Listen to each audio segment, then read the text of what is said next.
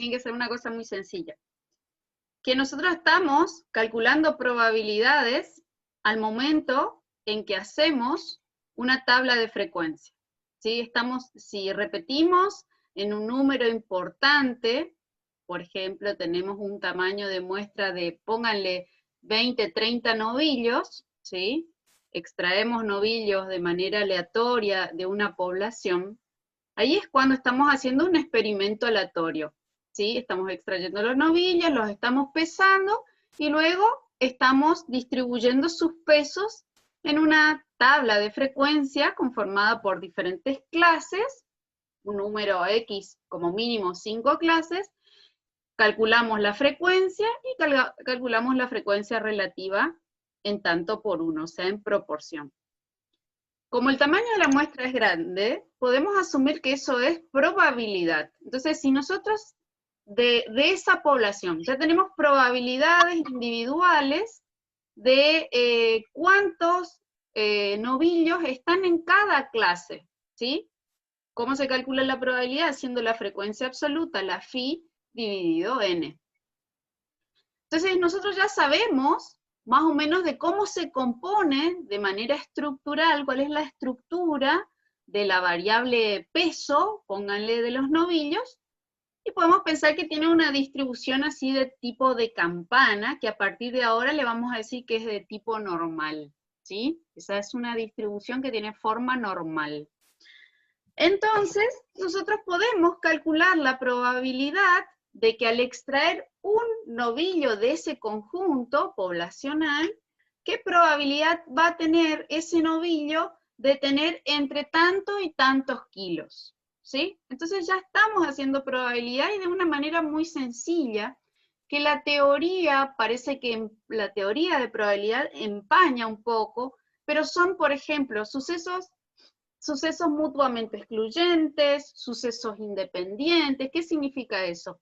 De que si yo saco un animal, ese animal tiene que estar indefectiblemente en una de las K clases que yo construí de mi tabla de frecuencia. No puede estar compartiendo dos clases, o sea, no hay intersección ahí. O está en la clase 1 o está en la clase 2, pero no puede estar en ambas clases. Su peso solo va a estar en una clase.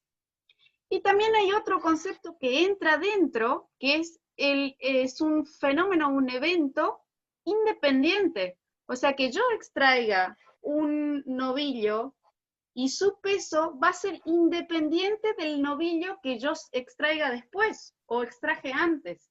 O sea, el evento ese es independiente. ¿Sí?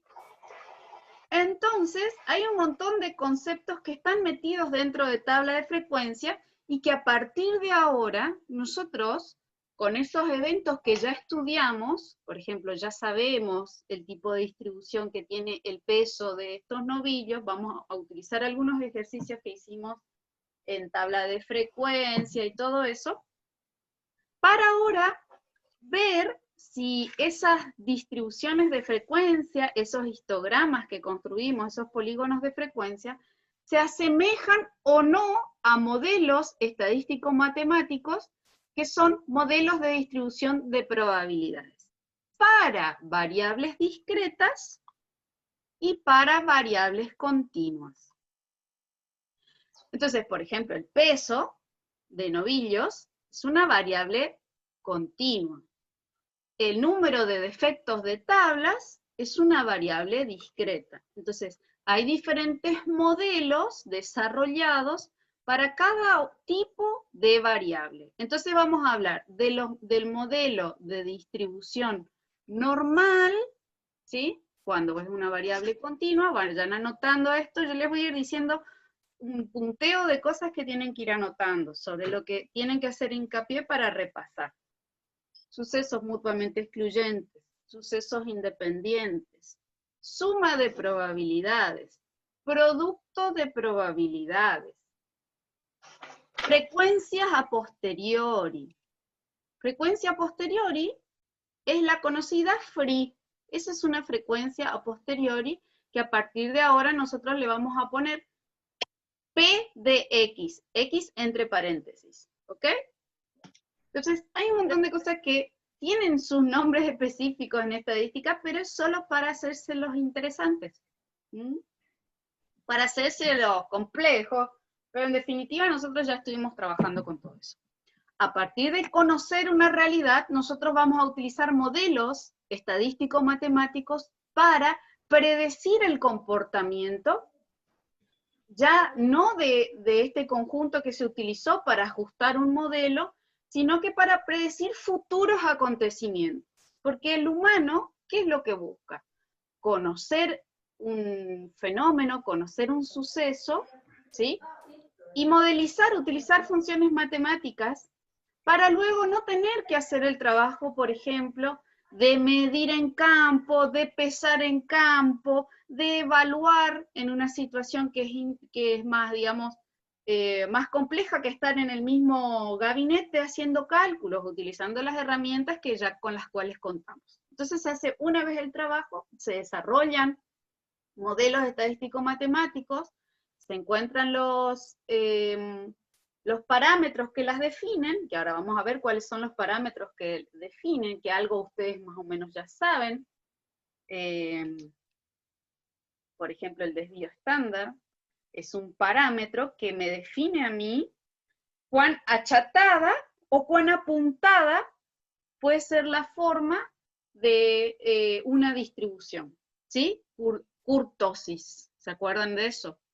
O el sesgo también es algo que tira para un lado, tira para el otro la distribución, y después está la media, ¿sí? Que es la que va a centrar en el centro de la distribución, va a estar la media. Entonces ahí ya tenemos dos parámetros que tenemos que conocer, la media y el desvío estándar para la distribución normal, cuando es una variable de tipo continuo. Y ahora les voy a ir mostrando, vamos a entrar ya en tema, pero primero vamos a hacer un pequeño repasito. Entonces, todo eso es importante que repasen. Los 3 videitos que le pasé más un cuarto, en donde nosotros en Estadística 1 desarrollamos algunos ejercicios que también ustedes tienen. Si tienen tiempo, los revisan, entonces no tienen que estudiar tan solos por su cuenta, y se les saca bastante las dudas a los alumnos durante esas clases, ¿sí? Así que si tienen tiempo, miren. Bueno, me voy a la presentación y ahí vamos a ir lento, paso por paso. Entonces, no sé si ustedes se acuerdan que en algún momento yo les dije, ¿por qué se le nombra algo variable? ¿Por qué es variable la característica? ¿Sí? ¿Por qué la media también es una variable? Porque, fíjense, si yo tengo una población, ¿sí? Y esa población la voy a abordar a través de una muestra, yo voy a extraer una muestra de tamaño n minúscula de la población, utilizo algún mecanismo de aleatorización, que puede ser la calculadora, que tiene números aleatorios, que no sé si se acuerdan que les mostré cómo utilizar en su momento. Yo selecciono una muestra de 10 elementos. Otra persona le digo, hace el mismo procedimiento y selecciona 10 elementos utilizando este algoritmo en la calculadora de aleatorio, número aleatorio.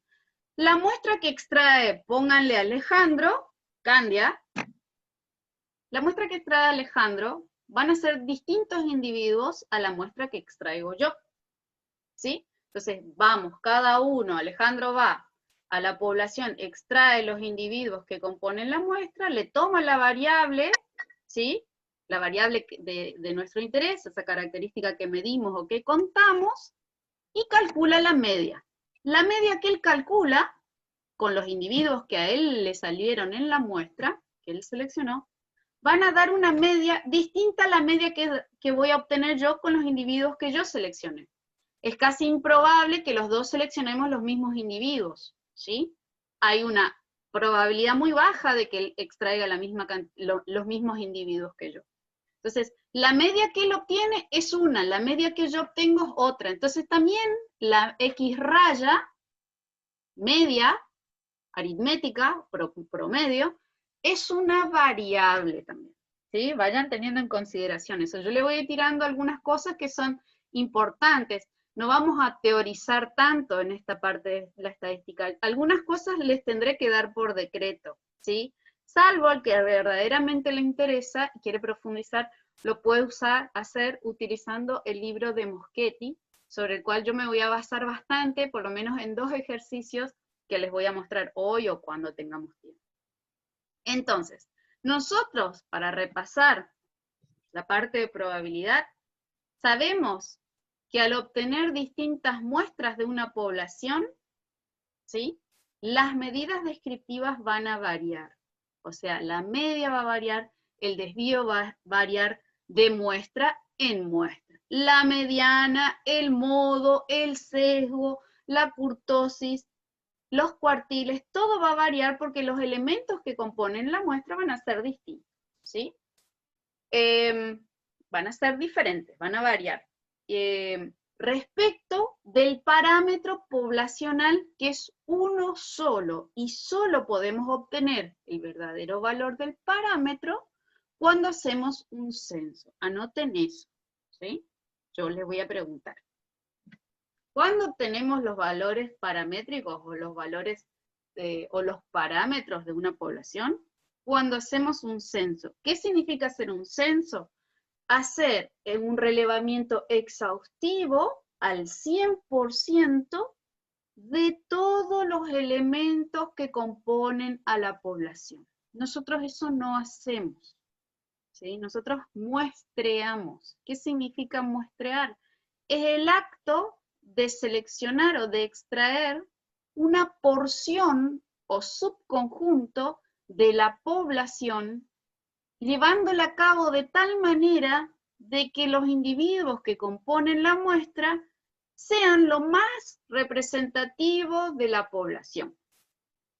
Si no es representativo, yo tuve la mala suerte de que a pesar de que utilicé un mecanismo de aleatorización, el estimador o póngale las medidas descriptivas que yo calculo que son estimadores, van a ser muy distintos a los parámetros de la población, que son los que a mí me interesan. Yo voy a describir a la población a través de la muestra.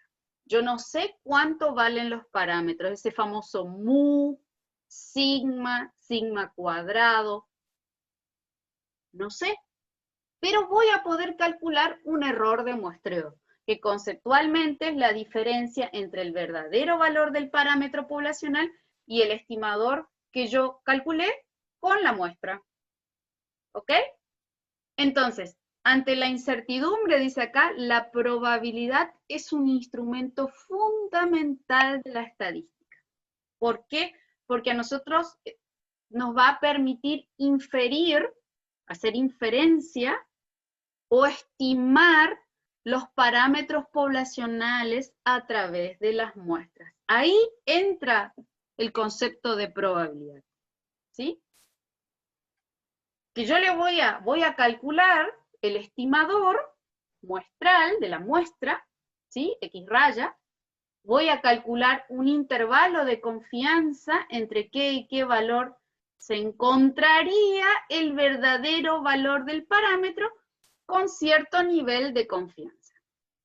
¿Sí? Le voy a decir, con un 95% de probabilidad es que la media poblacional, que yo no conozco, se encuentra entre un límite inferior y un límite superior. Y hay una posibilidad entre el límite inferior y el límite superior de un montón de resultados que pueden llegar a ser o no el verdadero valor del parámetro que es desconocido.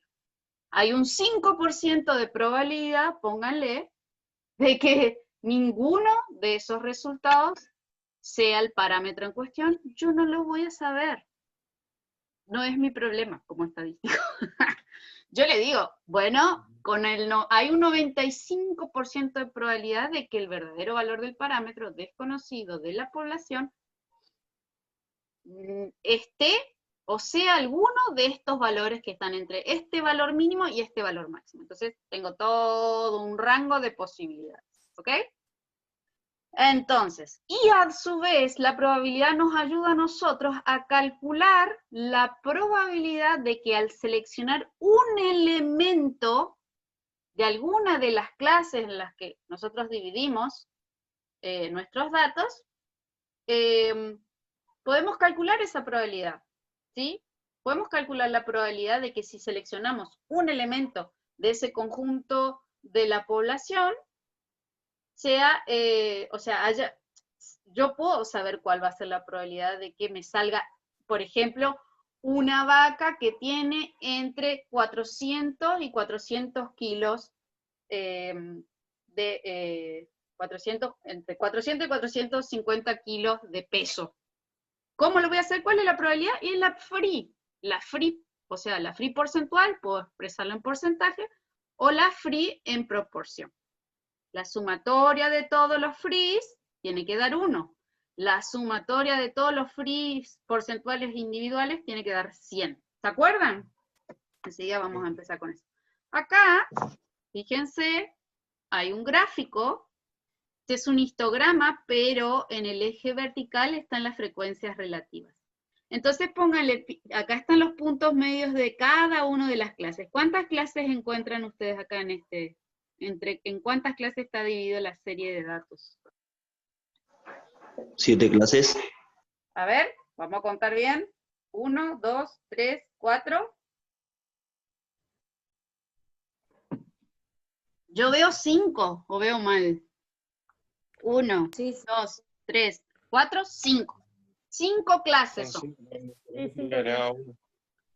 5 clases. Entonces, pónganle que estos son alturas, a ver qué puede ser, altura de árboles. Es una distribución de las alturas de los árboles. Entonces, yo lo que no puedo ver acá son los límites, ¿sí? Inferior y superior de cada uno. Aguante que voy a poner para que se me vea el ratón. Yo no sé cuánto valen los límites, el inferior y el superior de cada clase. Pero yo puedo decir, ¿cuál es la probabilidad de que pónganle acá, entre cuánto son 3 centímetros, un poquito menos, 2 centímetros, a ver, le sumo, son 2 centímetros, 8 más o menos, a ver, voy a hacer el cálculo, 2,28,1 menos 25,3, son 7. Sí, yo había mirado el Excel de trabajo práctico número 4. 2,7 es la amplitud que tienen las clases, ¿sí? Yo tengo que Entonces, terminar eso y tengo que hacer lo de botánica también. Tengo que bien eso voy a hacer hoy. De poco. Sí, yo también tengo un montón de cosas. tienen que hacer muchas cosas, chicas. Estamos escuchando. Las estábamos escuchando. Bueno, entonces, fíjense, la probabilidad, entonces, de que, por ejemplo, ¿cuál es la probabilidad de que yo tengo de seleccionar de este conjunto un árbol que tenga 26, pónganle, entre 26, acá la clase 4, 26 y 29 por ahí, entre 26 y 29 es la amplitud. Son 2,7 centímetros. ¿Cuál es la probabilidad? Y casi 0,4, o sea, hay un 40% de probabilidad de que al extraer un árbol, de ese conjunto, hay un 40% de probabilidad de que tenga entre 27 y 29 centímetros, ¿sí? Esta es la probabilidad, porque es una de las clases de mayor frecuencia. Y fíjense, si ahora tengo entre 29 y 32, pónganle, que es la última clase, eso hay un 0,12% más o menos, o un 12%, perdón, 12%, 0,12 en proporción, de probabilidad de que me salga un árbol que tenga entre 29 y 32 centímetros o metros de altura, ¿sí? Esta distribución, que parece bastante normal, o sea, parece una campanita, aunque esté sesgada hacia acá, la cola está hacia la izquierda, nos va a servir a nosotros para calcular probabilidad. Y ustedes lo hicieron con Alexis, algo intentaron. Yo lo sé. Bueno, vamos a pasar ya al tema. O hay creo que algo más de... Ahí está. Entonces, la probabilidad para nosotros, para lo que hacemos estadística, es una herramienta fundamental, principalmente en el proceso de inferencia. ¿Qué es inferir? Es sacar conclusiones de la población a partir de la muestra. Nótense eso. ¿Y de dónde tiene, cuáles son los orígenes de toda esta teoría de la probabilidad de los juegos de azar? O sea, de la conocida probabilidad a priori. Que yo sé la probabilidad que va a tener, por ejemplo, si yo al lanzar un dado, ¿cuál es la probabilidad de obtener un 6? Siempre va a ser 1 sobre 6. Casos favorables sobre el número total de casos, ¿sí? Entonces, estas son acciones en las cuales el resultado de una prueba es incierta. Yo sé que yo tengo una probabilidad de 1,6 de obtener un 6, pero recién voy a saber verdaderamente cuál es su resultado cuando realizo el experimento. Extraigo una carta, tiro al aire una moneda, extraigo una bolilla de un bolillero, giro la ruleta, etc.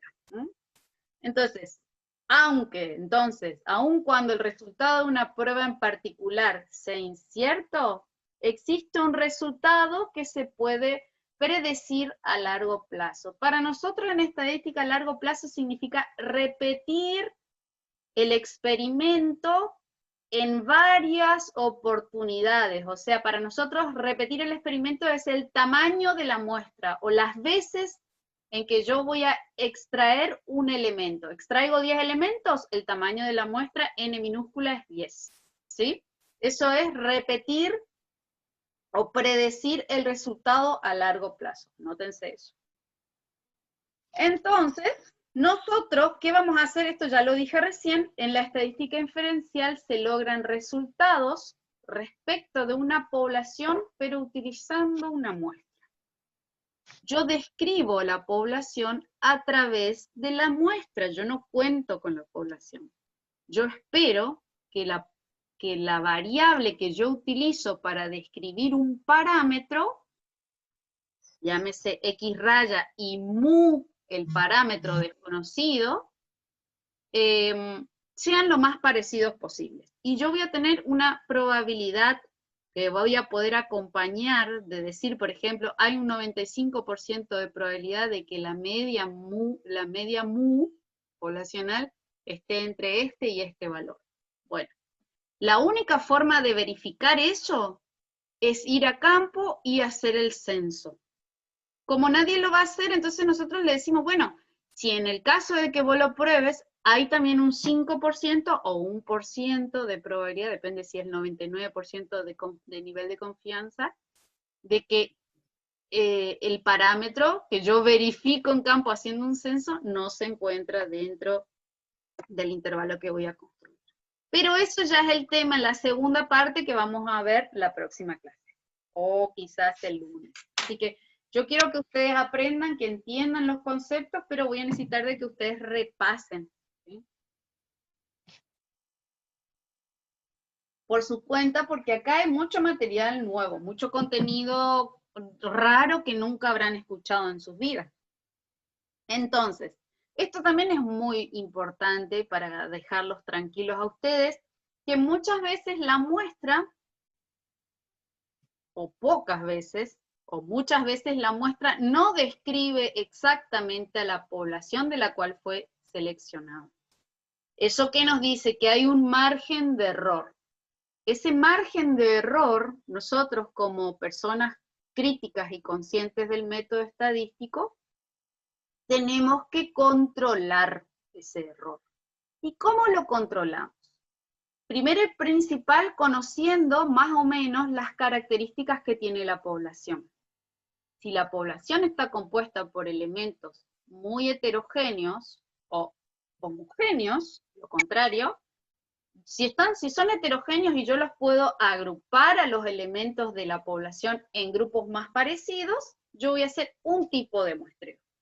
En cambio, si la población, más o menos los individuos son bastante parecidos entre sí, obviamente que no, pero yo tengo que ver qué pasa con esos elementos, unidades estadísticas, voy a utilizar otro método de muestreo que lo vamos a ver ya en las próximas y últimas clases.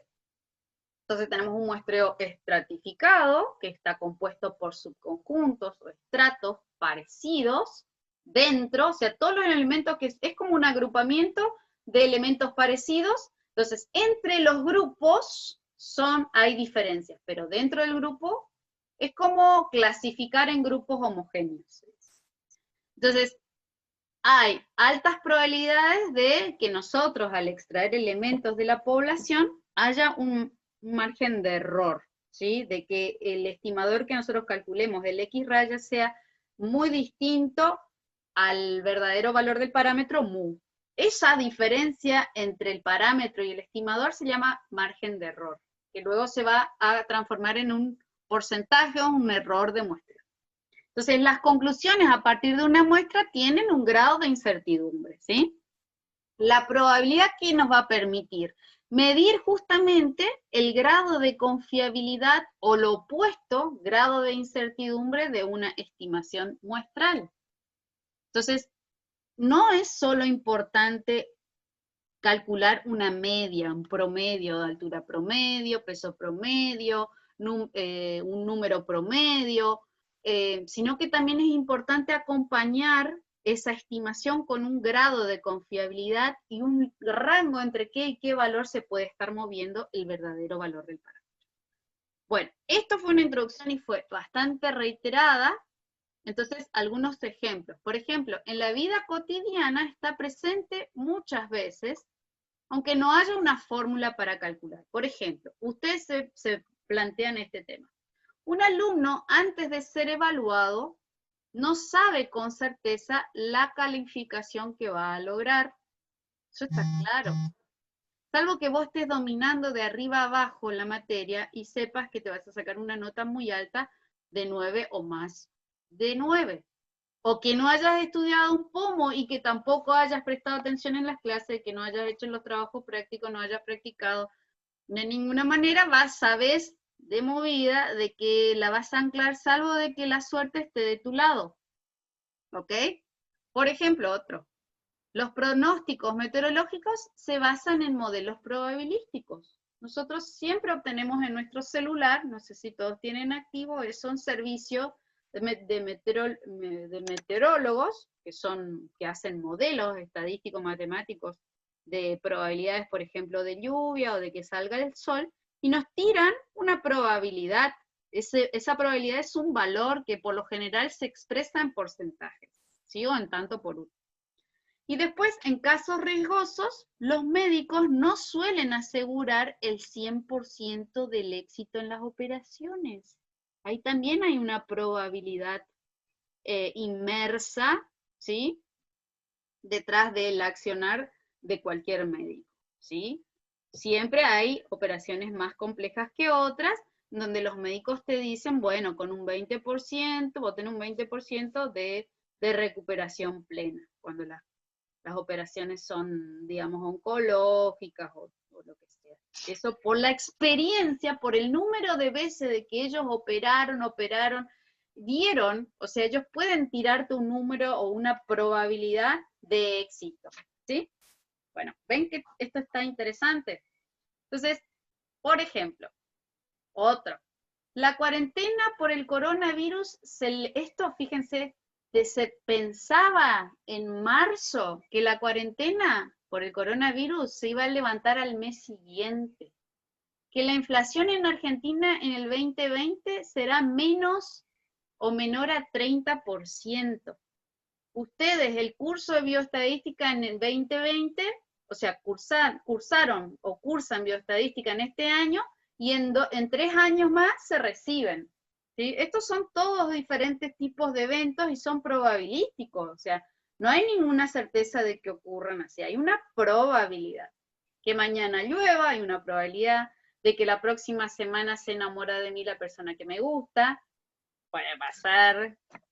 La verdad que no me gusta nadie, porque ya tengo cubierto ese tema, pero alguno de ustedes puede ser que esté pensando en eso. ¿Cuál es la probabilidad de que esto suceda? Son todos eventos probabilísticos, ¿sí? Detrás de todo eso hay cierta probabilidad, más o menos va a depender de diferentes condiciones que se den alrededor de todo esto. Entonces, bueno, aparece la probabilidad frecuencial, que es con la que nosotros vamos a trabajar. A nosotros no nos interesa la probabilidad a priori de los juegos de azar, salvo que alguno de ustedes sea aficionado a los juegos de azar. Espero que no sean ludópatas, porque eso es una adicción. Pero vamos a utilizar la probabilidad frecuencial. Por eso les molestamos tanto con el cálculo de las frecuencias. Y que describir, que la frecuencia absoluta, que la frecuencia relativa, que la frecuencia relativa porcentual. Todo esto tiene una razón de ser que va, digamos, construyendo contenido y conocimiento para ir hacia los temas más complejos, ¿sí? Entonces, por ejemplo, esto es un estudio. 500 individuos en edades entre 19 y 30 años que ingresaron a la universidad en carreras de ingeniería y luego abandonaron en alguna etapa de su carrera o continuaron hasta graduarse. Entonces acá hay una tabla de frecuencia, ¿sí? El N es 500, anótense, N es 500. Entonces hay 4 grupos. Por ejemplo, el grupo 1, que fueron los que abandonaron al primer año, ¿sí? De los 500, 200 abandonaron el primer año. Por eso nosotros tenemos en la UNAM un sistema de tutorías y de acompañamiento a los chicos de primer año. Este año fue realmente complicado trabajar en ese sentido. Ustedes son ingresantes, por ejemplo, algunos son recursantes, pero acá es donde está el escollo del problema, el desgranamiento, la deserción. Entonces se hizo ese estudio y se vio que un 40% se hizo, este es NDA, o sea, NA, el evento es dejaron en primer año, ¿sí? ¿Cuántos? 200. ¿Cómo calculo la frecuencia o la probabilidad frecuencial? Hago 200 dividido 500, eso me da 0,40. Esa es la probabilidad. ¿Cuál es la probabilidad, por ejemplo, de que al extraer uno de esos 500 individuos que están registrados, obtenga uno que dejó en primer año la carrera de ingeniería? ¿Cuál es la probabilidad que yo tengo? La probabilidad es 0,40 o 40%.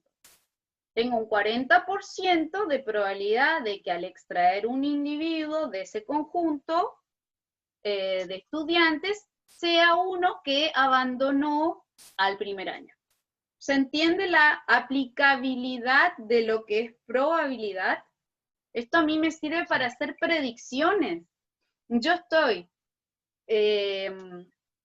caracterizando una situación a través de las frecuencias relativas. Entonces, hay una alta probabilidad, es casi la mitad, el 40%. Entonces, después hay otro grupo que abandonan entre el segundo y el tercer año. Ese ya baja a la mitad. Entonces, ¿cuánto es la probabilidad de ese evento? ¿El evento cuál es? El A, N de A, acá abajo. A ahora es dejaron entre el segundo y tercer año. ¿Cuántos son? 95. ¿Y la frecuencia para ese evento? 95 dividido 500. Eso nos da 0,19. O sea, el 19% de los 500 alumnos que fueron entrevistados, que fueron analizados, abandonaron entre el segundo y el tercer año. Después aparece el otro grupo que dejaron luego del tercer año, o sea, pasaron este grupo, pobres esos. Ahí ya, fíjense, el número es menor, porque ahí vos ya lograste cosas importantes, metiste materias, ya te está gustando la carrera y ya ahí hay menos deserción por algunos otros motivos o imponderables que bien sabe Dios cuáles son los factores, ¿sí? Entonces ahí N de A es dejaron luego de 3 años. ¿Cuántos fueron? 25 alumnos. ¿Cuánto es la probabilidad de que eso suceda? Y bueno, es un 5%, hay un 5%, 25 dividido 500, hay 25% de probabilidad, perdón, un 5% de probabilidad de que los alumnos de ingeniería dejen pasado el tercer año. Una vez que pasaron tercer año, cuarto año, quinto año, ya prácticamente se están graduando.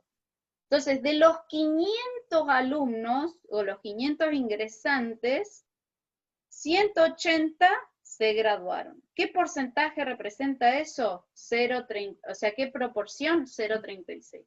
En porcentaje se puede decir que el 36% de los ingresantes egresan. Entonces, esto a mí, que es una tabla de frecuencia, me sirve perfectamente para describir un fenómeno. ¿Cuál es el fenómeno? Es que de cuántos individuos ingresan, cuántos egresan. ¿Sí? Entonces, fíjense, un ejemplo. Si se escoge un individuo al azar de la población estudiada, la probabilidad de que se haya graduado es igual a la frecuencia relativa del grupo 4. ¿Sí? La probabilidad de A en este caso es que se gradúe, P de A es igual a 0,36. Ven que esto tiene una aplicación práctica. Primero hay que pasar por el escollo de la teoría. Entonces, siempre es importante recordar, que eso ya lo hacíamos en tabla de frecuencia, que la suma de las frecuencias relativas, ¿sí?, en proporción tanto por 1, en este caso se transforman en probabilidades frecuenciales, debe ser 1. Entonces, el P de 1, del acontecimiento 1, que abandonan al primer año, P de 2, que abandonan entre segundo y tercer año, P3, que abandonan pasando el tercer año, y P4, que no abandonan y se gradúan, la probabilidad suma de sucesos simples, cada uno es un suceso simple, suman 1. Entonces, para el evento B, que un individuo de la población estudiada no se haya graduado, el evento A era que se haya graduado. El evento B, que no se haya graduado. ¿Cómo lo obtengo? Es su complementario, puesto complementario. Que no se haya graduado, hago 1 menos 36, 64%. ¡Qué feo! Entonces, cuando ustedes ingresan, ya nosotros, si ingresan a ingeniería, no sé cómo estaba el PUCA, tendríamos que evaluarlo también. Si ingresan a ingeniería tienen una probabilidad de abandono del 64%. ¡Qué garrón, eh! O sea, hay que persistir. Si uno realmente quiere, por eso es una carrera, digamos, de mucho esfuerzo, lastimosamente. ¿Qué va a hacer? Los docentes tampoco nos facilitamos mucho, porque el ingeniero ya se tiene que ocupar de cosas, digamos, complejas, que le puede llegar a hacer perder plata a las empresas. Eso es más o menos importante que otras cosas, no, pero, digamos, pueden comprometer el medio ambiente, pueden arriesgar la vida de operarios, por ejemplo, si están a cargo del control de calidad o del control de seguridad. Entonces, bueno, se le exige un poco más a estos títulos. Bueno, entonces, ¿cuál es lo que ustedes estuvieron viendo? ¿Cuáles son las reglas básicas de la probabilidad? Y eso es muy importante, y ahora tomen nota de esto. Cuando ustedes tienen que hacer una suma de probabilidades, ¿sí?, va a aparecer la palabra clave O. O. ¿Cuál es la probabilidad de que me salga, al extraer un individuo de la población esta de 500 alumnos, cuál es la probabilidad de que haya abandonado al primero al primero o al segundo y tercer año de cursado? ¿Cuál es la probabilidad? Entonces, cuando dice O, cuando le están diciendo O, ustedes tienen que hacer una suma automáticamente. La palabra clave o letra clave es la letra O.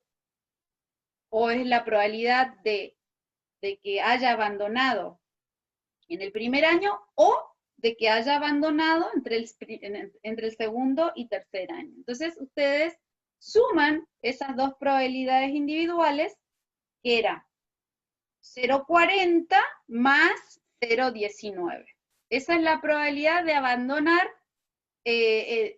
al primer año o abandonar en el segundo y tercer año. ¿Qué eventos se pueden dar ahí? Eventos mutuamente excluyentes o sucesos o eventos mutuamente excluyentes o sucesos no mutuamente excluyentes que tienen puntos en común, o sea, tienen una unión, ¿sí? Esos son los dos sucesos que se pueden dar, que se pueden sumar, en este caso, los mutuamente excluyentes es una suma, son casos que o son de la clase 1, del grupo 1, o son de la clase 2. Pero no hay individuos que abandonan en el primero y también abandonan en el segundo y en el tercero. Por eso son sucesos mutuamente excluyentes. ¿Sí? O está en el primer grupo o está en el segundo grupo, no puede estar en los dos. Los sucesos no mutuamente excluyentes son justamente sucesos o casos en donde se comparten resultados, entonces los conjuntos no son disyuntos, sino que tienen una unión, hay una intersección, ¿sí? También se pueden sumar, pero la palabra clave que a ustedes les indica, ahora sumo, va a ser o, la probabilidad de esto o de lo otro, ¿ok? Y después está la regla del producto, que ustedes van a saber que tienen que hacer un producto cuando se le está pidiendo la probabilidad de esto y de lo otro, ¿sí? ¿Cuál es la probabilidad de que de la probabilidad del grupo 1 y de la probabilidad del grupo 2 suceda cuando yo extraigo un individuo? Entonces, ahí o son sucesos independientes, en este caso son sucesos independientes, porque a mí el elemento que yo voy a extraer, el individuo que yo voy a extraer, no está influenciado porque el anterior haya abandonado o no haya abandonado. Entonces, es un suceso independiente. No es un suceso dependiente de que sucede esto porque sucedió previamente lo otro. Entonces, eso sería sucesos dependientes o condicionales. Entonces, el individuo que abandonó acá, en Ingeniería del Dorado, y el otro estudiante de ingeniería no verá, abandonó, y no hay incidencia, no hay dependencia entre la decisión del uno y de la decisión del otro, ¿ok? Entonces, bueno, esto es más o menos un resumen. Ahora vamos a hacer un pequeño recreo, ¿sí? De unos minutitos. Yo voy a recalentar mi agua, y vamos a empezar, ¿sí?, a utilizar los modelos estadístico-matemáticos, ya no para hacer todo el trabajo de medir, determinar, contar, bla, bla, bla, no. Ahora ya vamos a utilizar probabilidad, el valor de P y el valor de N. Y vamos a utilizar modelos matemáticos que existen, por ejemplo, el de la binomial y el modelo estadístico-matemático de Poisson, cuando estamos trabajando con variables de tipo discreto, que surgen de conteo, ¿sí? Yo contabilizo algún evento, número de hermanos, número de chinches, por ejemplo, por metro lineal de cantero, número de defectos que se pueden dar en una sábana de bobinado, número de pinchazos o de gorgojos que pueden aparecer en arroz, etcétera. Siempre el número que surge de conteo, número de frutas podridas, o pinchazos de la mosca de la fruta en las frutas, etcétera. Todo eso se puede modelizar a través de funciones estadístico-matemáticas que ustedes no van a creer lo copado que son. El que descubrió esto es un genio. Entonces, les voy a facilitar un montón el trabajo. Lo único que voy a necesitar es que, o que me presten atención en el caso de que no me entiendan, repasen con los libros, que cada autor o cada profesor lo cuenta de otra manera. Yo voy a tratar de expresarme de la manera más sencilla que puedo, porque esto en realidad tiene una aplicación práctica, y yo lo único que quiero es lo siguiente, anótense esto: que ustedes identifiquen el tipo de fenómeno que se está dando, que lo identifiquen y sepan qué modelo utilizar. Y eso se los voy a explicar, voy a tratar de explicar bien. Entonces, hay cierto fenómeno, por ejemplo, que va a aparecer, por ejemplo, probabilidad de que germinen semillas de esta especie. Hay semillas de hortalizas, por ejemplo, que el fabricante te dice que germina con un 85% de probabilidad. ¿Sí? Piensen esto, 85, 90. Son semillas con alto vigor, alta poder de germinación, y ustedes quieren saber eso. El proveedor de semillas les tiene que decir, 90% de germinación tienen estas semillas. Si vos las acondicionás, no las dejas en el sol, no dejas que se deshidraten o que se excedan en humedad, las semillas, cuando vos hagas el experimento y las pongas a germinar un cierto número, póngale 10 semillas, n igual a 10, número de veces que repito el experimento. ¿Cuál es el experimento? Poner a germinar las semillas. Y ahí contás, semilla 1, germina, no germina. Semilla 2, germina, no germina. Y así voy a ir contando la cantidad de semillas que germinan una vez hecho el experimento. Pero, antemano, yo puedo utilizar un modelo de predicción del resultado que a mí me interesa. Yo puedo decir, bueno, ¿cuál es la probabilidad de que no germine ninguno? O sea, X es igual a 0. ¿Cuál es la probabilidad de que germine 1? 2, 3, 4. ¿Y cuál es la probabilidad de que si yo siembro las 10 germinen todas? Entonces, previamente al experimento, yo tengo un modelo de predicción de comportamiento. Y eso está mortal. ¿Sí? Eso está hecho. Nosotros solo tenemos que volvernos usuarios conscientes y saber usar la cosa. Entonces, vamos a hacer un recreíto de unos 10 minutos. A las 1:30 nos volvemos a conectar y seguimos con las clases. ¿Les parece? Sí. Sí, profe. Bueno, Dele, profe. ¿están entendiendo hasta ahora? Vayan poniendo sus presentes. Ahora sí. Bueno, pongan sus presentes. Algo va quedando. ¿Algo va quedando? Bueno, acuérdense una cosa que les quiero repetir. No es suficiente. Bueno, vamos a prepararnos entonces. Distribuciones de probabilidad. Ahora no nos interesa la frecuencia, ¿sí? Siempre nos importaba la phi, la frecuencia absoluta. Ahora nos interesa cómo se distribuyen las free, por eso se llaman distribuciones de probabilidad. Y van a ser diferentes modelos de acuerdo a la variable que se esté modelizando o se esté trabajando, la variable bajo estudio, ¿sí? Sea discreta o sea continua.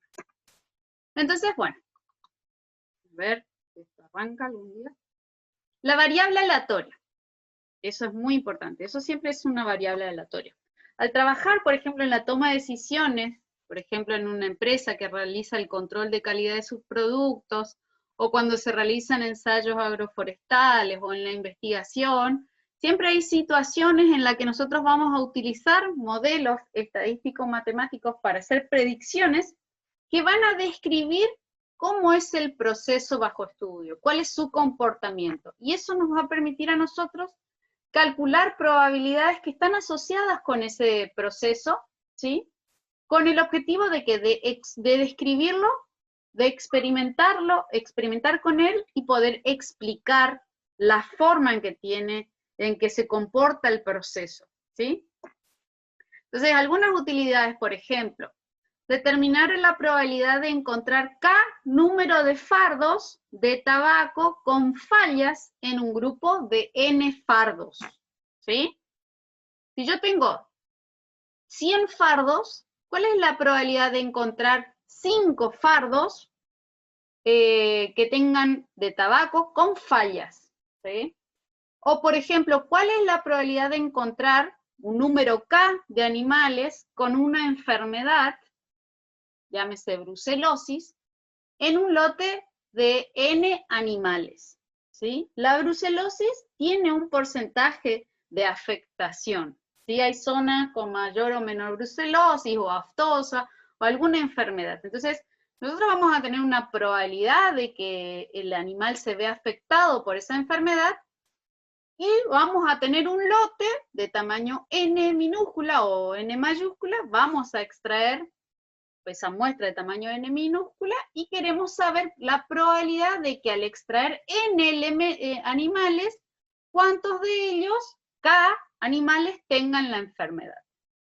O la probabilidad, por ejemplo, de encontrar K plantas por hectárea con una característica deseable, por ejemplo, rectitud de fuste, que esté en un estado fitosanitario óptimo, ¿sí? Entonces tengo un número n de plantas, un número o superficie también, cuántas plantas K voy a encontrar con esa característica deseable.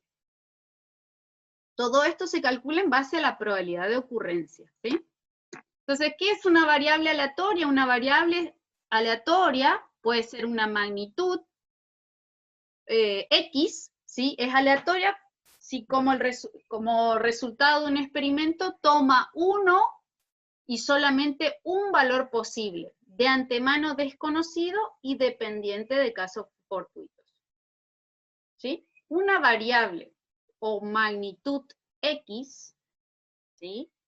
Es aleatoria si como resultado de un experimento toma uno y solamente un valor posible, de antemano es desconocido y dependiente de casos fortuitos. ¿Cuándo lo voy a saber? Cuando realizo el experimento. Pero yo voy a tener todas las posibilidades o todos los resultados posibles que puedo obtener, esas probabilidades las voy a calcular previamente, antes de hacer el experimento. Cada resultado, pónganle semillas no germinadas, tengo 4 semillas de una especie muy valiosa, que tiene una baja probabilidad de germinación. Entonces, yo puedo de antemano calcular las probabilidades, si sé cuánto es el porcentaje de germinación, tengo 4 semillas, n igual a 4, el porcentaje de germinación es 20%, 0,20, yo puedo calcular con un modelo, justamente un modelo de distribución de probabilidades, pero para el tipo de variable discreta, fue desarrollado por Bernoulli y otros, que justamente se ajustan perfectamente a esa situación y nos permiten a nosotros calcular de manera previa cuál es la probabilidad de que yo, al sembrar 4 semillas, ninguna me germine. Y hay una probabilidad de que eso suceda. O de que de las 4 me germine solo una. O de que de las 4 me germinen 2. Entonces, X, ¿sí? Es el resultado que a mí me interesa, por eso la variable o magnitud X es aleatoria, ¿sí? Puede variar desde 0, de que ninguna me germine, a que todas o las 4 semillas me germinen. Entonces, yo tengo todo un rango de resultados posibles de n, 4 más 1, porque aparece el caso de que no germine ninguna 0, que germine 1, 2, 3, 4, más el 0. Entonces son 5 resultados posibles para los cuales yo voy a calcular una probabilidad.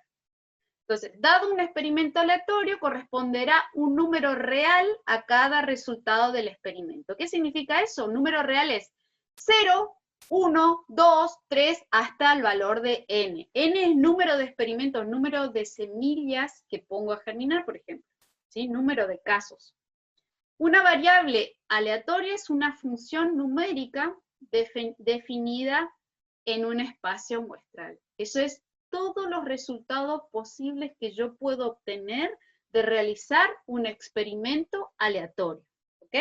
Las variables aleatorias, nosotros las vamos a clasificar como discretas y como continuas. Entonces, vamos a ver justamente diferentes distribuciones de probabilidad para las variables aleatorias discretas y para las variables aleatorias continuas. Vamos a empezar con las discretas.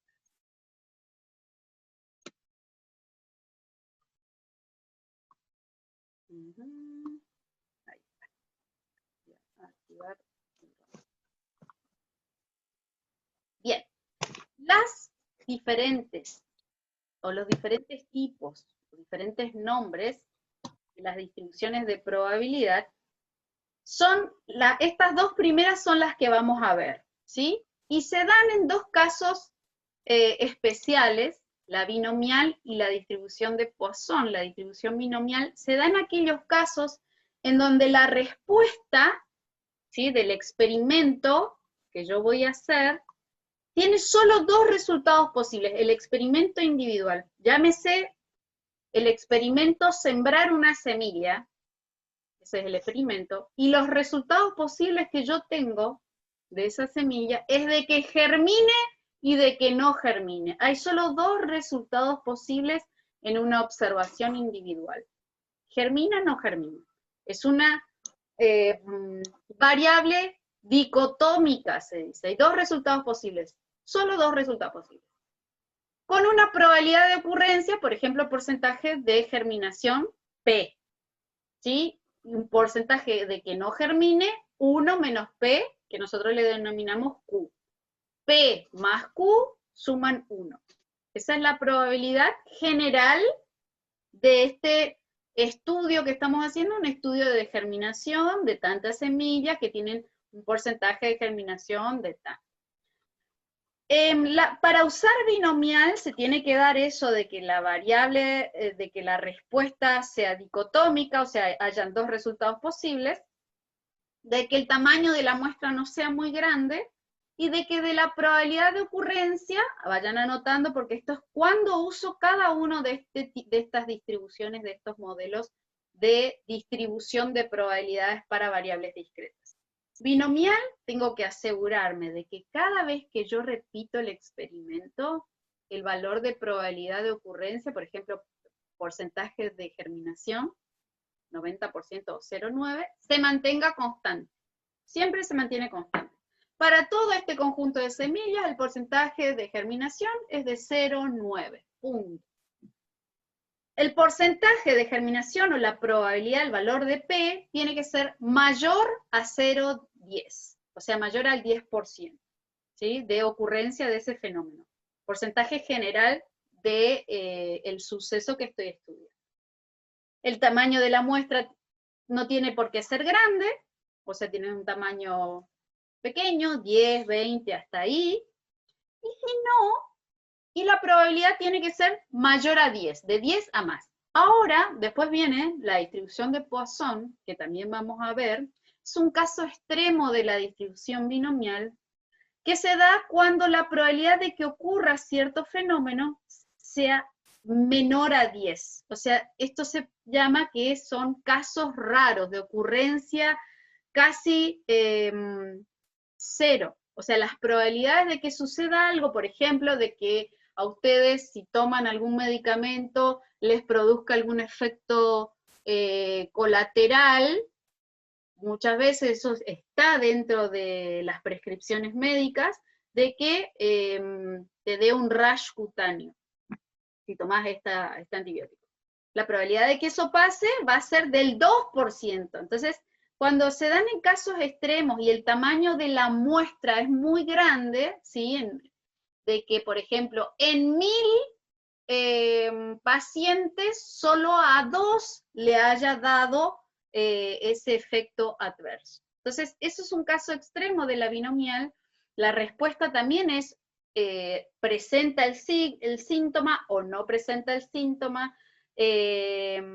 Por ejemplo, está defectuoso, no está defectuoso, gotea, no gotea. Siempre hay dos posibles respuestas, dos resultados posibles en la observación individual. ¿Ok? Esos van a ser los dos casos que vamos a ver. Poisson es binomial, pero simplificado, y solo se da para fenómenos que ocurren con una baja, muy baja probabilidad, ¿sí? Tamaño de muestras grandes, en donde yo no tengo que calcular todos los resultados posibles que puedan ocurrir. O sea, ese de que X toma valor 0, ninguno germina, 1, 2, 3, 4, hasta N germinan, ese en Poisson no hace falta, ¿sí? Después está la distribución multinomial, en donde ya no hay solo dos resultados posibles en un experimento individual, o sea, defectuoso o no defectuoso, éxito, fracaso, bifurcado o no bifurcado, enfermo o sano. En el caso de la distribución multinomial hay más de dos resultados posibles. Entonces, por ejemplo, yo estoy analizando algún efecto de alguna enfermedad en plantas. Por ejemplo, hay plantas que están sanas, están levemente afectadas, están muy afectadas y severamente afectadas. Entonces hay una gran posibilidad de resultados que siguen siendo de este tipo, o sea, no son dicotómicas o binomial, sino que son multinomial. Tengo más resultados posibles, más de 2 resultados posibles. Y también el valor de P para cada uno de estos de estas posibilidades, que esté afectado, severo, poco, y eso cada uno tiene sus probabilidades. En el caso de la hipergeométrica, que se da más que nada en la industria, es que el valor de P no se mantiene constante de experimento en experimento, porque cuando yo extraigo la muestra es sin repetición, entonces el tamaño de N va a ir cambiando, ¿ok? Eso no vamos a ver, los 2 últimos no vamos a ver, así que vamos a entrar en binomial. Bueno. Se llama función de cuantía, esa función de distribución binomial en este caso, porque yo voy a calcular la cantidad o la probabilidad de ocurrencia de un fenómeno que tiene como respuesta un número entero, entonces función de cantidad, función de cuantía. Se dice que X es una variable aleatoria discreta o discontinua, esto ya lo saben ustedes, si solo toma un número finito o infinito numerable de valores de X, ¿sí? Es decir, sus valores posibles son números enteros, con probabilidades determinadas dentro de cierto intervalo, ¿sí? Eso es una variable aleatoria de tipo discreta. Por ejemplo, todos los valores posibles que puede tomar X varía de 1 hasta N, la probabilidad individual, que ustedes pueden asemejarle a frecuencias relativas, y se dice que P, cuando X es igual a X1, su probabilidad va a ser P1. Así es como se escribe, medio complejo, pero no presten mucha atención a esto ahora, después les voy a mostrar algo un poco más concreto. Entonces, P de X, ¿sí? Que X sea igual a 1, pónganle que acá X vale 0, ¿sí? Entonces yo reemplazo acá, le pongo, si por ejemplo tengo N semillas que pongo a germinar, de que 0 semillas me germina, entonces pongo P de X sea igual a 0, 0 semillas germinadas va a ser una probabilidad entre 0 y 1, ¿sí? La sumatoria de todas estas probabilidades individuales tiene que dar 1, eso acuérdense. Eso también puede ser una... acá está. Para que una función f de x sea una función de cuantía, se debe cumplir que cada una de estas probabilidades, ¿sí? Individuales, P1 hasta Pn, sean mayores a 0, pero puede haber casos de que realmente el evento que yo estoy analizando, ¿sí? El resultado que yo estoy analizando, casi la probabilidad de que ocurra sea casi imposible, ¿sí? Para todo y. Entonces, y la suma de las probabilidades, todas estas probabilidades individuales, tiene que ser igual a 1, ¿sí? Bueno, ahora sí vamos a ver la distribución binomial. Se dice que una variable aleatoria X se llama discreta, esto ya lo dije recién, si solamente puede tomar un número finito o infinito numerable de valores distintos. Y la variable esta, ya saben ustedes, surge de conteo. Por ejemplo, ¿y cómo se representa? Se representa con un diagrama de barras. Por ejemplo, el número de alumnos, se hizo un sondeo de cuántos hermanos tenía una cierta cantidad de alumnos, por ejemplo, 36 alumnos, acá pueden ver, se encuestaron 36 alumnos y cada alumno tenía que responder cuántos hermanos tenía. Bueno, y ahí se hizo una tabla de frecuencia, 6 alumnos tenían 0 hermanos, 9 tenían 1, 8 tenían 2 hermanos, 7 alumnos tenían 3 hermanos, 4 tenían 4 hermanos, y 2 alumnos tenían 5 hermanos. Y ahí se hace el gráfico este de barras, ¿sí? Que puede ser también un gráfico de bastones. Y acá yo más o menos puse todos los ejemplos de todas las variables discretas que estuvimos trabajando. Número de plantines por parcela afectados por una plaga, ¿sí? Entonces teníamos, fíjense, número de parcelas, ¿sí? Por ejemplo, 0 plantines afectados, la variable en este caso, era número de plantines por parcela afectados por una plaga. Entonces teníamos 0 plantines afectados por parcela, ¿sí? ¿Cuántas parcelas tenían 0 plantín afectado? 9. Después, 1 plantín afectado por parcela. ¿Cuántas parcelas habían con un solo plantín afectado? 9 también. 2 plantines afectados por cierta plaga. ¿Cuántas parcelas? 5.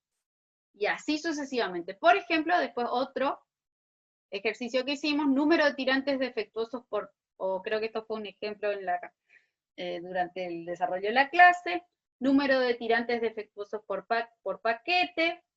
Entonces teníamos número de paquetes, habían 4 paquetes con 0 tirante defectuoso, 5 paquetes con 1 defectuoso de esos tirantes, y así sucesivamente. Esto es una variable discreta, fíjense, X varía de 0 hasta 6, como resultado máximo de número de defectos, número de tirantes defectuosos por paquete, ¿sí? No sabemos cuánto es el paquete, cuántas piezas tiene. Pero, por ejemplo, acá también teníamos un ejercicio que era número de profesionales por empresa. Entonces teníamos 3 empresas con 1 profesional, ¿sí? 4 empresas con 2 profesionales. 3 empresas con 3, 4 con 4. 4 empresas que tienen 5 profesionales y solo 2 empresas de las encuestadas tenían 6 profesionales. Después, por ejemplo, teníamos otro ejercicio que era el número de flores por planta. Número de flores por planta. Entonces teníamos de 0 a 1 flores por planta, teníamos 2 plantas, que tenían 2 plantas tenían entre 0 y 1 flor. Entonces teníamos después 9 plantas que tenían entre 2 y 3 flores. Siempre la variable es cantidad. Y acá, por ejemplo, teníamos número de ingresos hospitalarios por asma, ¿sí? 0 ingresos hospitalarios por asma, también es una variable que surge de conteo. Se puede graficar con bastones o con barras, ¿sí? Y bueno, y ahí sí, ahora sí ya pasamos a la distribución binomial. Entonces, por ejemplo, acá hay un ejemplo que les quiero mostrar, el número de chinches por metro lineal de surco. Entonces, habían diferentes surcos, en las cuales se le determinaba la cantidad de chinches que tenían en cada surco. Entonces, encontraron muchos surcos, o sea, varios, ponele un 7% de los surcos evaluados, ¿sí? Tenían 0 chinches, porque esta probabilidad que yo después calculé, que es la free, por el número total de surcos verificados y el número de surcos con 0 chinches, yo calculé la free, ¿sí? La frecuencia absoluta y el número total de surcos, yo calculo la probabilidad individual. Y esta es la distribución que me dio, ¿sí? Entonces, yo con esta distribución, ¿sí? Yo grafiqué las frecuencias relativas en tanto por uno, que para mí ahora son las probabilidades de que sucedan. Yo puedo calcular la media, ¿sí? El promedio con esta distribución. ¿Se acuerdan que yo hacía phi, la FI por XI, sumaba todos esos productos, sumaba y dividía por N? Entonces, esa me daba el promedio general, o sea, el promedio de número de chinches promedio por surco. ¿Se acuerdan de eso? Que así lo hacíamos. Bueno, entonces, una distribución binomial, acá va la definición, es una distribución de probabilidad discreta, ¿sí? ¿Qué hace? Que describe el número de éxitos, para nosotros el número de éxitos en este caso es cantidad de chinches por surco, al realizar n experimentos, ¿sí? Independientes entre sí, acerca de la variable aleatoria. Eso es una distribución binomial, parece un chino básico, Pero básicamente, ¿qué hace la distribución de probabilidad discreta? Describe el número de éxitos, por ejemplo, encontrar 0 chinche en el surco, 1 chinche en el surco, 2 chinches por metro lineal de surco, hasta 3, 4 y 5. Estos son nuestros posibles éxitos, ¿sí? Y lo que hace la distribución binomial es calcularnos a nosotros o ayudarnos a estimar la probabilidad de cada uno de estos éxitos, que los éxitos se le dicen en forma genérica, de que sucedan.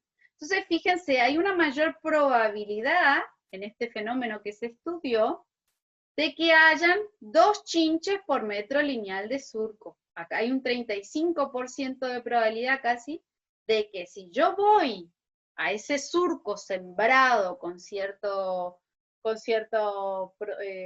vegetal, encuentre 2 chinches, ¿sí? Entonces, lo que nos va a mostrar es cuál es la probabilidad de éxito, la probabilidad de ocurrencia, que ocurra 0, 1, 2, 3, 4 y 5 chinches. Entonces, esto se va a poder graficar, ¿sí? Y a esto le vamos a poder calcular una probabilidad general de suceso. Más o menos podemos saber que en promedio va a haber 2 chinches por metro lineal de surco. Es un promedio general del fenómeno que se está estudiando. ¿Van bien? Esto ya es como darle una vuelta de rosca, ya no a la simple caracterización de una muestra, sino que ya tenemos la muestra caracterizada. Nosotros ahora queremos ver cuál es el modelo estadístico matemático que yo puedo utilizar para describir ese fenómeno en cuestión. Ese fenómeno en cuestión es, ¿hay chinche o no hay chinche? ¿Sí? ¿Tiene chinche o no tiene chinche? Ese es el fenómeno en cuestión. Y después contar la cantidad de chinches si yo, por ejemplo, voy y sondeo 5 surcos, ¿sí? O lo que sea. Bueno, entonces, la distribución binomial, se puede decir que existen una gran diversidad de experimentos o sucesos que pueden ser caracterizados o descritos bajo esta distribución de probabilidad. ¿Qué tiene que pasar? De que yo, lo que a mí me interese describir es, ¿hay chinche o no hay chinche? ¿Éxito o fracaso? ¿Defectuoso o no defectuoso? ¿Bifurcado o no bifurcado? ¿Enfermo, sano? Esa es la característica que yo estoy evaluando, ¿sí? Es el experimento individual, la observación en un elemento. Saco una semilla, siembro la semilla, ¿esa semilla germinó o no germinó? ¿Está sana o está enferma? Así, ese es el objeto bajo estudio. Después, por ejemplo, dice, imaginemos el lanzamiento de una moneda, ¿sí? Moneda tiene 2 resultados posibles, cara o cruz. Entonces, en el que definimos suceso o éxito, sacar cara como éxito. Si lanzamos 5 veces la moneda y contamos la cantidad de éxito para nosotros de sacar cara, ¿qué obtenemos? Hay nuestra distribución de probabilidades que se va a ajustar, va a ser la binomial, ¿sí? Eso es así. Se entiende como una serie de pruebas o ensayos en la que solo podemos tener 2 resultados posibles en cada uno de los ensayos individuales. Cada vez que tiramos la moneda, hay 2 resultados posibles. Pero yo digo, yo voy a tirar 5 veces la moneda. ¿Cuál es la probabilidad de que en esas 5 tiradas yo obtengo todas cara? O ninguna me salga cara. O de las 5 veces que tiro, por lo menos una cara. O como máximo 2 caras. Todo eso es lo que yo puedo, todas esas probabilidades yo puedo calcular utilizando teoría de probabilidades, creación. Entonces, se entiende como una serie de pruebas o ensayos en la que solo podemos tener 2 resultados, éxito o fracaso en cada ensayo, experimento o extracción. Sería el experimento individual. Siendo el número, ahora fíjense, el número de éxitos o número de caras, nuestra variable aleatoria. Acá está toda la clave. ¿Cuál es nuestra variable aleatoria ahora? Número de caras que se dan cuando tiro 5 veces una moneda. Esa es mi variable aleatoria, es lo que yo voy a estudiar, cómo se comporta, y le voy a determinar la probabilidad. ¿Cómo están ustedes ahí? ¿Va yendo? Hacemos media horita más y largamos. Ah, mira, yo ya tengo que prender la otra compu porque ya largó mi clase de estadística. Bueno, ¿cuáles son las propiedades de la distribución binomial? Esto es muy importante porque yo les voy a presentar un ejercicio y ustedes van a tener que decidir, a este fenómeno bajo estudio se le puede aplicar una distribución binomial porque tiene estas características. Entonces, para que una variable aleatoria se considera que sigue una distribución binomial o su ley de distribución es una binomial, tiene que cumplir con las siguientes propiedades. Vayan tomando nota. Esto es lo importante que lo que ustedes tienen que aprender. ¿Cuándo usar binomial? ¿Cuándo usar Poisson? ¿Cuándo utilizar la normal, la distribución normal? Etc. Entonces, cada ensayo o experimento o prueba, en cada uno de ellos solo son posibles 2 resultados. Éxito o fracaso. A mí me interesa que germine. Entonces, germinar es el éxito para mí. El fracaso es que no germine, ¿ok? La probabilidad de éxito, ese 90% de germinación, la probabilidad de éxito que nosotros le vamos a llamar a partir de ahora P minúscula, se tiene que mantener constante de experimento en experimento, ¿sí? De repetición en repetición. Entonces, por ejemplo, la probabilidad de que salga cara a lanzar una moneda, ¿cuál es? Cuando lanzo una moneda, la probabilidad individual de que a mí me salga cara es 0,5, porque hay solo 2 resultados posibles, 0,5. Pero en las semillas, en este caso es 0,5, o es cara o es cruz. Pero en las semillas, por ejemplo, se le dice que hay un 90% de germinación. Entonces, P, para esa semilla individual, la probabilidad de germinar es 0,90 o 0,10 o lo que diga la especificación, ¿sí? Entonces, en este ejemplo, la probabilidad de que salga cara al lanzar una moneda es 0,5. Y esta es constante, dado que la moneda no cambia en cada experimento. Siempre en el experimento individual, en el lanzamiento, yo tengo una probabilidad de 1/2 de que me salga cara, ¿sí? Y siempre se va a mantener constante esa probabilidad. Otra propiedad. Ya tenemos 2 propiedades, ¿sí? P constante, los 2 posibles resultados en cada repetición es éxito o fracaso, o sea, 2 resultados posibles en cada observación, cada repetición. La probabilidad P se mantiene constante de experimento en experimento. Y la probabilidad de que en fracaso, ese P, ¿sí? 1 menos P es Q, también tiene que ser constante. Si P es constante, Q es constante, ¿sí? Y el resultado obtenido en cada experimento es independiente del anterior. Si hoy me salió cara, yo vuelvo a tirar y me salió cara, el segundo resultado es independiente de lo que me salió anteriormente. Independiente. No, o sea, que ocurra cara en un experimento no afecta tampoco a los posteriores resultados que voy a obtener. 5. Los sucesos son mutuamente excluyentes, es decir, no pueden ocurrir los 2 al mismo tiempo. O cae cara o cae cruz. Ahí está la palabra clave, o cae cruz, suceso mutuamente excluyente. No se puede ser hombre y mujer al mismo tiempo. Bueno, hay que ver. O que al lanzar una moneda salga cara y cruz al mismo tiempo. Eso tampoco. Entonces, esos sucesos también tienen que ser mutuamente excluyentes. Son independientes, el resultado de uno no afecta al resultado del otro. Son mutuamente excluyentes, sus resultados no puede caer cara cara y cruz al mismo tiempo. O es cara o es cruz. O es hombre o es mujer.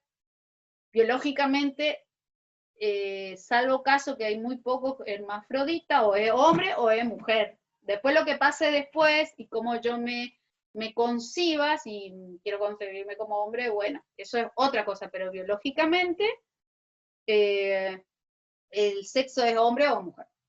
Y el punto 6 dice, los sucesos son colectivamente exhaustivos. ¿Qué significa? Que al menos uno de los dos tiene que ocurrir. O es hombre o es mujer, si se lanza la moneda o sale cara o sale cruz.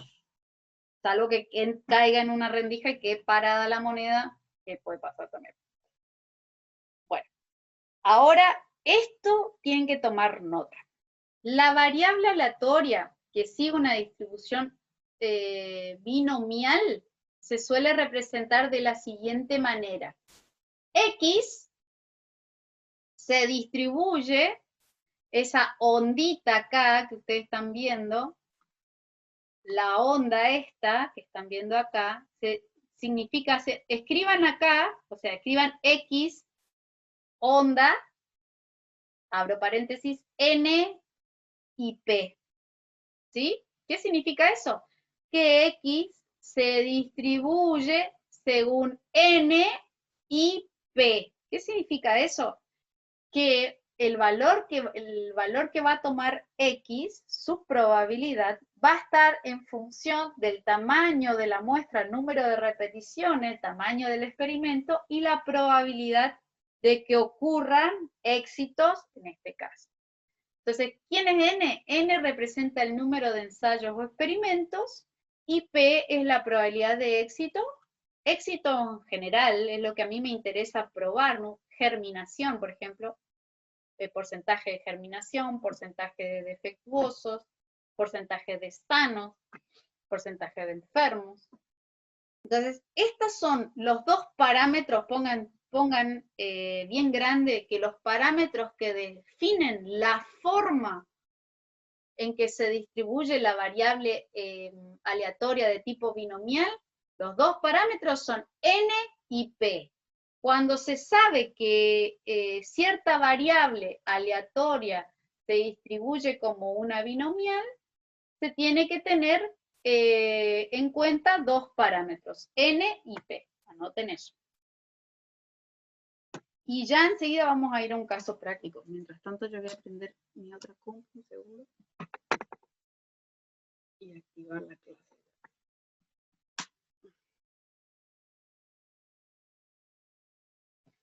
Bien, ¿qué otra cosa?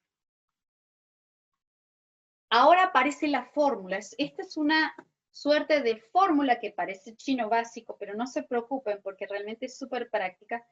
Y tiene lo siguiente, la probabilidad, así se describe, de que X tome un valor K, ya la vamos a aplicar, no se preocupen, es igual al número combinatorio de K de N, ¿sí? Tomados de acá, se le dice, por la probabilidad de que suceda K por la probabilidad de que no suceda a la N menos K.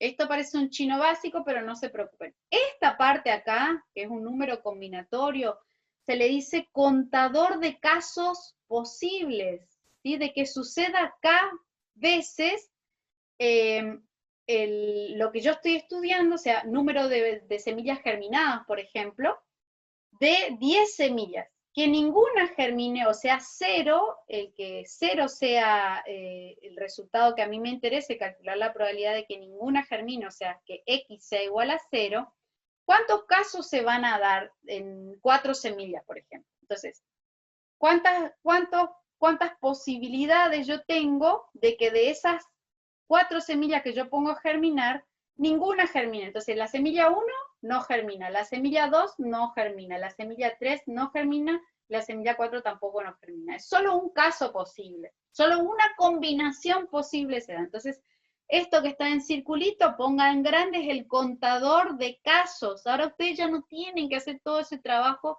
de escribir todas las combinaciones posibles, que yo ahora les voy a mostrar igual cómo se hace. Entonces, y después está la probabilidad de que germinen elevado a la 0, en este caso esto me va a dar 1, cada valor elevado a 0 me da 1, por que no germine, la probabilidad de que no germine, de n van a ser n menos 0, ¿sí? Serían, n va a ser 4 menos 0, de que el resto todas germinen, ¿sí? De que 0 germinen, la probabilidad de que 0 germinen, por, fíjense que acá entran varias, fecha de, no organizamos, y van a ser los últimos días de exámenes, los últimos días de clase, pónganle, a ver.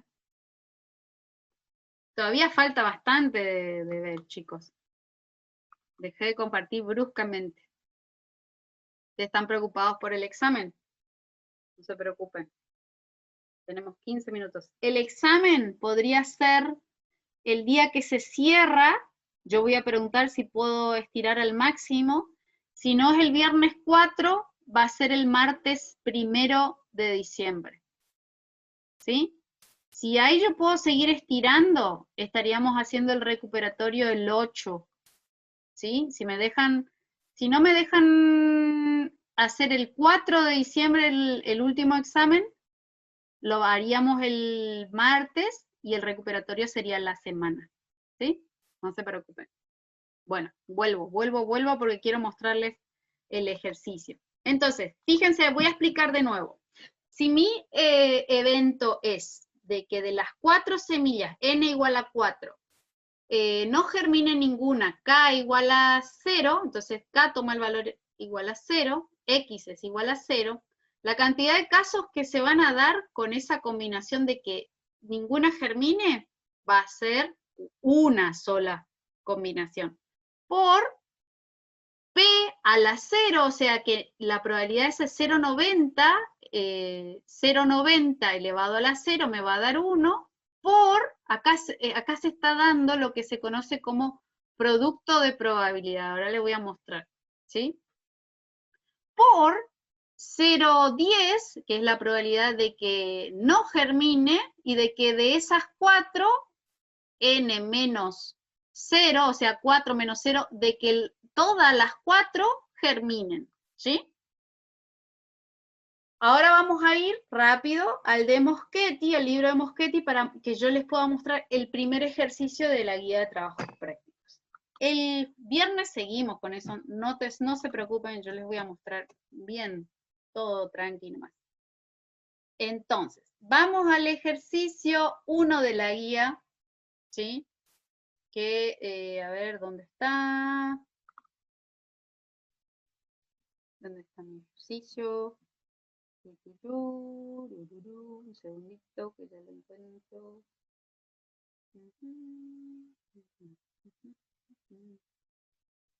Bernoulli.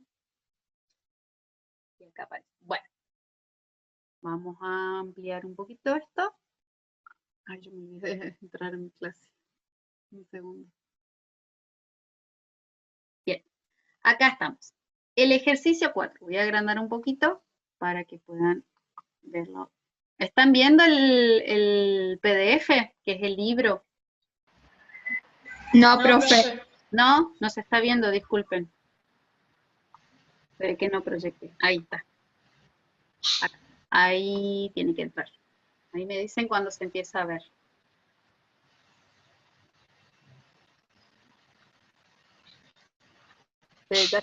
Ahora sí. Ahora sí. Gracias, Cindy.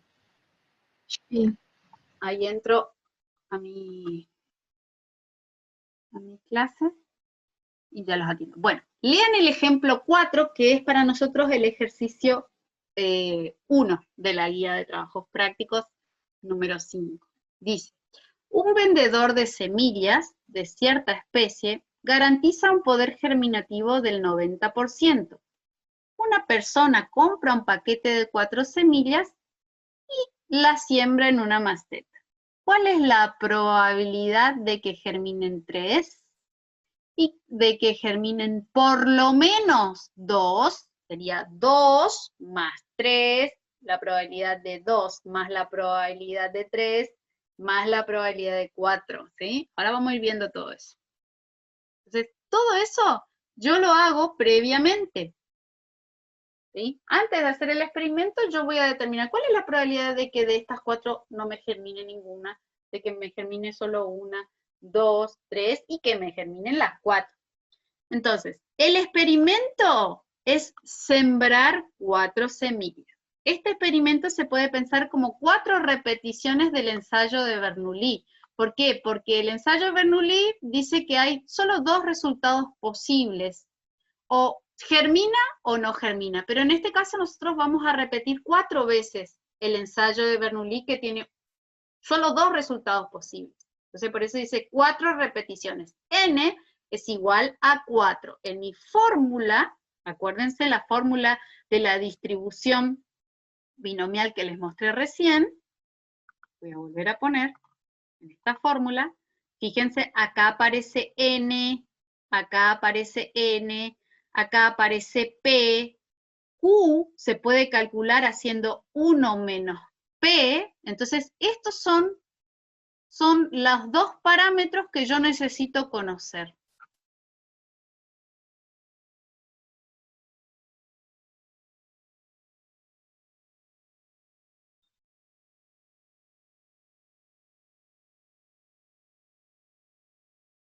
Estructuras de datos, como las que vimos al principio, una tabla de investigación, y aparte.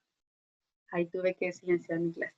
Entonces, estos son los parámetros que yo necesito conocer para poder calcular las probabilidades de mi fenómeno bajo estudio. En este caso, germinar semillas, ¿sí? Acuérdense, N y P. Estos son los que me definen la forma. Entonces, salgo de acá, terminamos ese ejercicio y terminamos por hoy. Y yo les dejo a ustedes que hagan la práctica en sus cuadernos, ¿sí? Entonces, pero tienen para verificar este ejercicio en el libro de Moschetti. Entonces, fíjense, este experimento se puede pensar como 4 repeticiones del ensayo de Bernoulli, definido en el ejemplo 3, que arriba pueden leer el ejemplo. Todos los resultados posibles son todas las combinaciones posibles, ¿sí? De que, por ejemplo, este sería el campo muestral, ¿sí? Todos los resultados posibles que yo puedo tener al poner a germinar 4 semillas.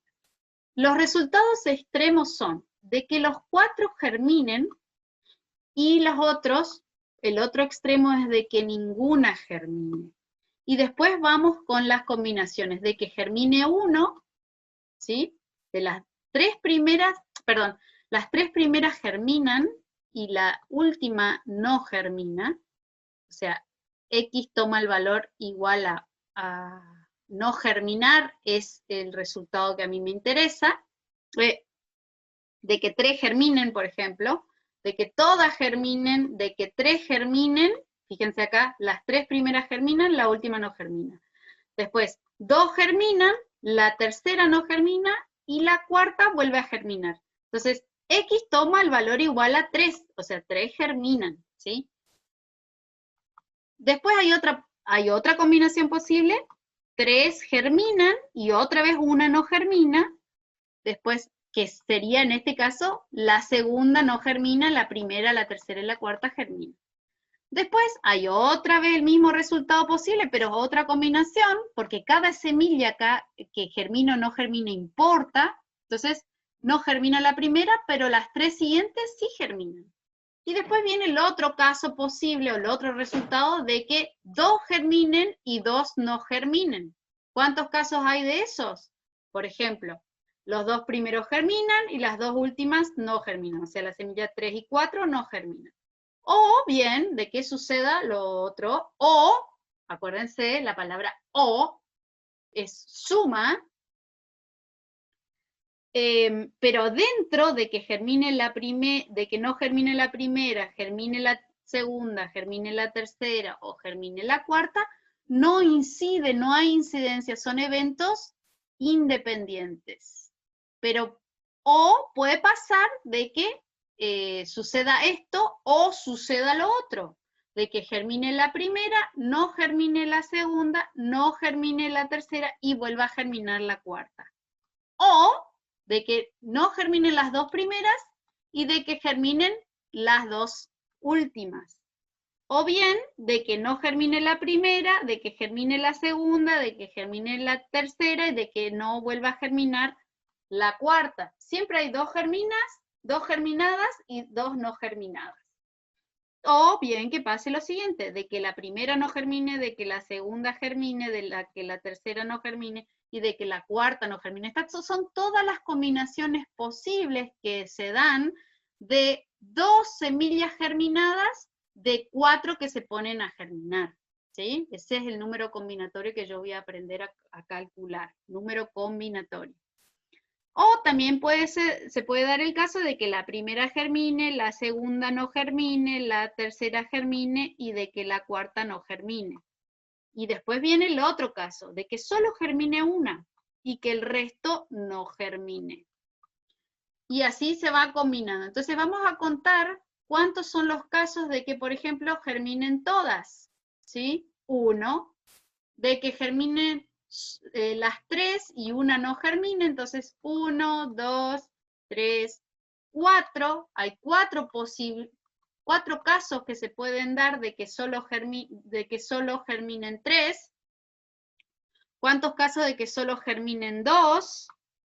1, 2, 3, 4, 5 y 6. Hay 6 casos de que germinen 2. Y después hay, acá por ejemplo, solo germinó 1 de las 4. Entonces, ¿cuántos casos hay de esos? 1, 2, 3 y 4 de que solo germinan 1. Y después, número combinatorio de casos de que de las 4 semillas que puse a germinar, ninguna germina. Entonces, esto es un contador, este es el grupo completo de sucesos, y el número combinatorio es el que me va a permitir contar cuántos casos posibles hay de combinar 4 semillas y de que o germinen todas, germinen solo 3, germinen solo 2, germine solo una y que no germine ninguna. ¿Entienden? Más o menos. Y ahora vamos entonces a considerar el éxito es la semilla germina. ¿Sí? Entonces acá germinan todas. X toma el valor igual a 4. Contra el caso opuesto, en el otro extremo, X toma el valor igual a 0, no germina ninguna. Y ahora vamos a ver cómo facilita el cálculo utilizando la fórmula de binomial que les mostré hoy. Entonces, el suceso que a mí me interesa probar es número de semillas que germinan en un paquete de 4 semillas. Entonces, todos los resultados posibles son de que germine ninguna, de que germine una, de que germinen 2, de que germinen 3 y de que germinen 4. Y yo voy a calcular las probabilidades para todos estos resultados posibles de X. Esto se llama recorrido de la variable X. ¿Cuál es la variable X? Número de semillas que germinan por paquete. Entonces, la probabilidad que a mí me interesa ahora calcular de que 3 semillas germinen es la siguiente. Me voy acá y miro cuántos casos son de que germinen 3 semillas, ¿sí? Este más este más este más este. Hay 4 casos de combinaciones de semillas que acá las 3 primeras germinan, 1, 2 y 3 germinan y la cuarta no. 1, 2 germinan, 3 no germinan y la cuarta. Son 4 casos posibles, ¿sí? Entonces, fíjense, yo voy a empezar a calcular la probabilidad y voy a empezar a cada vez ir resumiendo y utilizando, por ejemplo, acá producto de probabilidades y suma de probabilidades, ¿sí? Entonces, acá vamos a incorporar esos dos conceptos, esas dos operaciones matemáticas de producto de probabilidades y suma de probabilidad. Entonces, fíjense, yo tengo mis 3 primeras semillas, ¿sí?, que germinan contra una que no germina. Entonces voy sumando las probabilidades. ¿Cuál es la probabilidad de que germine una semilla? 0,9. Eso me dice el vendedor. Entonces yo voy a, fíjense, desglosar ahora. Probabilidad de que la primera germine, 0,9. por la probabilidad de que la segunda germine es 0,9. Entonces 0,9 por 0,9 porque esto es un evento independiente. La semilla 1 germina independientemente de que si la segunda germina o no germina. Por eso es producto de probabilidades. Tengo 3 semillas que germinan con un poder de germinación de 0,9, 0,9 por 0,9 por 0,9, contra 0,1 de que no germine. La probabilidad de que no germine es 0,1. Entonces hago 0,9 por 0,9 por 0,9 por 0,1 para el primer caso. Lo mismo para el segundo caso. 0,9 por 0,9 por 0,1 por 0,9. Me da lo mismo. La misma probabilidad siempre, el producto de probabilidades. Pero tengo que ir sumando, porque esto es lo que yo tengo, son todas las probabilidades, todo lo que puede suceder en un grupo completo de sucesos. Entonces, en el otro, lo mismo, acá. 0,9 por 0,1 por 0,9 por 0,9. Más 0,1 por 0,9 por 0,9 por 0,9. Pero entonces, yo puedo escribir de manera resumida, utilizando la matemática, digo, tengo 4 casos, 1, 2, 3, 4 casos, en donde la combinación es 3 semillas germinan con 0,9 de probabilidad, entonces hago 0,9 al cubo, porque tengo 1, 2, 3 semillas que sí germinan, que su probabilidad de germinación es 3, por uno solo evento de que no germine. Entonces hago este cálculo, este es el contador de casos, ¿sí? El número combinatorio de K3 tomados de AN me da 4, eso se lo voy a mostrar la próxima cómo hacer con la calculadora, por P, 0,9 elevado a la K, que a mí me interesa que 3 germinen, por Q, 0,1 elevado a la N menos K. Sería N es 4 menos 3, 1. Entonces, esa probabilidad de que germinen 3, de que X tome el valor igual a 3, va a ser de 0,29. Eso sería que hay un 29% de probabilidad de que si yo pongo a germinar esas 4 semillas con un 90% de probabilidad de germinación, hay un 29% de probabilidad de que las 3 germinen. ¿Se entendió más o menos? Yo les recomiendo que sigan mirando para poder entender verdaderamente qué es lo que pasa. Y acá, fíjense, acá nosotros ya calculamos que 3 germinen. No, este ejercicio es tan exhaustivo que nos muestra verdaderamente cómo calcular el grupo completo de sucesos, calcular sus probabilidades, porque en definitiva, eso es lo que hace la distribución binomial. Calcular la probabilidad de que 0 germinen, 1 germinen, 2 germinen, 3 germinen y 4 germinen. Porque eso era lo que a mí me interesaba. El éxito yo lo definía como número de semillas germinadas de las 4 que pongo a germinar. Estas son las probabilidades que yo tengo. De que ninguna me germine, recontrabajo, ¿sí? Hay una muy baja probabilidad de que de las 4 que yo pongo a germinar, ninguna me germine, porque la probabilidad de germinación o el porcentaje de germinación es súper alto. Entonces, de que todas me germinen, fíjense la probabilidad que alta que es, hay un 65% de probabilidad de que si yo pongo a germinar las 4 semillas, las 4 me germinen, hay un 65% de probabilidad. ¿Se entiende? Más o menos. Les corto acá, porque tengo la boca súper seca. Hablé casi 2 horas sin parar. Este tema es muy apasionante y acá se entiende mucho de todo lo que pasa. Empezar a poder utilizar estos modelos matemáticos y cómo surgen y cómo simplifican los cálculos a través de hacer el número combinatorio, contador de casos, por P elevado a la cantidad de casos que a mí me interesa, por Q elevado a los casos que a mí no me interesan justamente. Entonces, hay modelos matemáticos que te resumen ese comportamiento y son súper interesantes para utilizar. Así que les dejo a ustedes, por favor, esto lo tienen que hacer sí o sí, porque el viernes ya vamos a seguir haciendo ejercicio de la guía de trabajo práctico, pero yo espero que ustedes entiendan y puedan hacer el ejercicio ustedes solitos. utilicen el libro de Moschetti, que es el libro de referencia de cabecera que yo les dejé en el aula virtual. Así que bueno, los dejo por